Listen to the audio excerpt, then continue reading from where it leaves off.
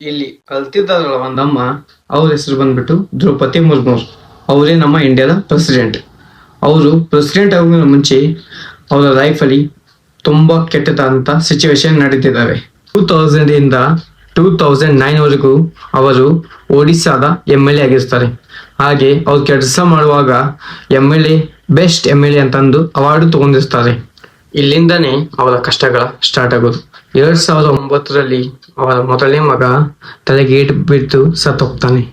ಆ ದುಃಖದಿಂದ ಆಚೆ ಬರೋ ವರ್ಷದಲ್ಲಿ 2013ರಲ್ಲಿ ಅವರ ಎರಡನೇ ಮಗ ರೋಡ್ ಆಕ್ಸಿಡೆಂಟ್ ಅಲ್ಲಿ ಸತ್ತೋಗ್ಬಿಡ್ತಾನೆ. 3 ಮಕ್ಕಳು ಇರ್ತಾರೆ, ಅದರಲ್ಲಿ 2 ಮಕ್ಕಳು ಸತ್ತೋಗ್ಬಿಡ್ತಾರೆ. ಮತ್ತೆ ನೆಕ್ಸ್ಟ್ ವರ್ಷದಲ್ಲಿ ಅವರಮ್ಮ ಸ್ವಂತ ಅಮ್ಮನೇ ಸತ್ತೋಗ್ಬಿಡ್ತಾರೆ.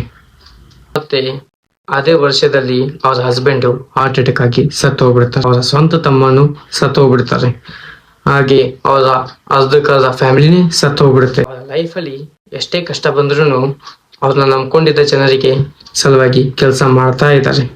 ಇವರು ಮಾಡ್ತಿರುವ ಒಳ್ಳೆ ಕೆಲಸ ನೋಡಿ 2022ರಲ್ಲಿ ಇಂಡಿಯನ್ ಪ್ರೆಸಿಡೆಂಟ್ ಆಗ್ತಾರೆ. ಈ ತರ ಅಮ್ಮಂತರು ಇರೋದ್ರಿಂದಾನೇ ನಮ್ಮ ದೇಶ ತುಂಬಾ ಚೆನ್ನಾಗಿದೆ. ಈ ವಿಡಿಯೋ ಜಾಸ್ತಿ ಅಂದ್ರೆ ಜಾಸ್ತಿ ಮಂದಿಗೆ ಶೇರ್ ಮಾಡಿ, ಮತ್ತೆ ಈ ಅಕೌಂಟ್ನ ಫಾಲೋ ಮಾಡಿ.